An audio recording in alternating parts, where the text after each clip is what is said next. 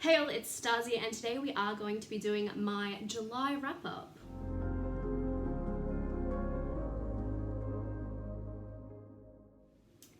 Now, I did only read 3 books in July. I kind of spent most of my time, I feel, watching movies and playing video games.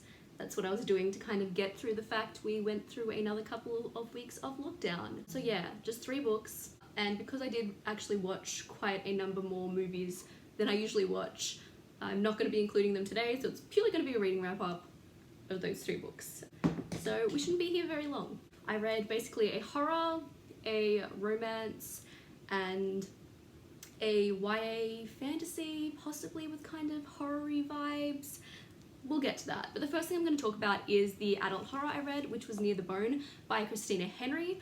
I have already spoken about this in my last vlog, so that's going to have more detailed and coherent thoughts because I did read this now at like the start of the month, and I've kind of tried to not think about it since then, not because I like hated it, but because I found it difficult to read at points. This is about essentially a couple who live kind of isolated up on a mountain, and then, oh, perhaps they're not alone up there. And so there's these 2 different horror elements, one of the abusive, horrible man, and 2, the creature feature. And the creature feature elements I really enjoyed, and I enjoyed that it felt like a horror movie in kind of the best ways. And the other side was also well done. It's just that leading up to reading this, accidentally, not knowingly going into majority of the books I've been reading, but I'd read a lot of books leading up to this that featured sexual assault and other abuse. Getting to this, having already not been dealing well with the fact I'd just been overexposed to it, it just meant that I came out of this feeling quite yucky. But it was a very easy read. I read it quite quickly and I definitely enjoyed elements of it. I think it was well done, well written. Just, yeah, it was difficult to read. And again, more thoughts in my last vlog if you want to go check that out. Then the Witchy YA I read was All Our Hidden Gifts by Caroline O'Donoghue. This was an okay read. I wasn't like in love with it, but it was a witchy YA following a girl who finds a tarot card deck while she's having to clean on detention one day, and things kind of happen and get weird from there. This also had queer elements, both in sexuality and gender identity, which was nice to see. And you've also got things like a religious presence in this kind of cult way that obviously is kind of attacking the rainbow community. And yeah, there were interesting things going on with this, and again, I like witchy stuff in general, and it had all those kind of magic elements and kind of discovering magic and a lot of stuff that kind of tapped into actual modern witchcraft, not just the tarot deck but other things that were going on. So I did mostly enjoy it, but yeah, I wasn't like in love with it, so it was kind of just a thing I read at the end of the day. I think it is the start of the series. I haven't decided yet whether I'll continue it. Maybe I will at some point, because I feel like in some ways this book wrapped up in such a way that I think it's meant to be a series, but it could just kind of be a standalone. Yeah, but it was an okay read and had some interesting things going on and witchy stuff. Which brings me to the last thing I read, which was, I guess, my favorite thing that I read in July, and that is A Worthy Opponent by Katie Robert, which is part of the Wicked Villains series, which is a series of smutty romances that essentially take characters from Disney movies and take inspiration from them and then put them in this kind of modern crime world. And so this one in particular follows Hook and Tink.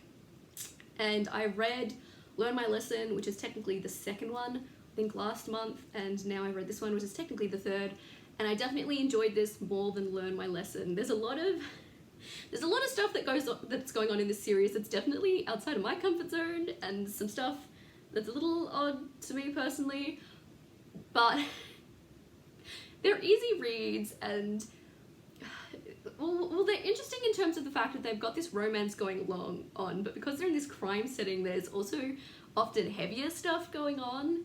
Like you had kind of kidnapping and violence and stuff happening here.